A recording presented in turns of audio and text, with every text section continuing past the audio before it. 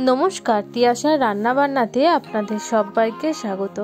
আজকে শেয়ার করব মালপোয়ার রেসিপি। কিভাবে মালপোয়া বানালে একদম পারফেক্ট হয় সেই রেসিপিটাই কিন্তু আমি আপনাদের সাথে আজকে শেয়ার করব। আর এইভাবে বানালে কিন্তু খেতে দারুণ লাগে আর দেখতেও অসাধারণ হয়।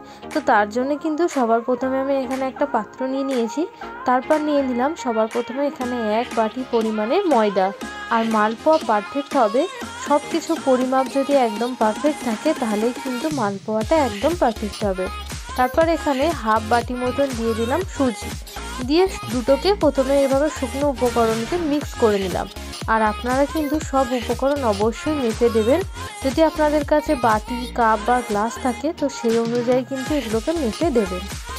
তারপর অল্প অল্প করে জল অ্যাড করে এখানে আমি ব্যাটারটা রেডি করে নিয়েছি। এখানে মোট আমার জলের পরিমাণ লেগেছে কিন্তু 1 বাটি।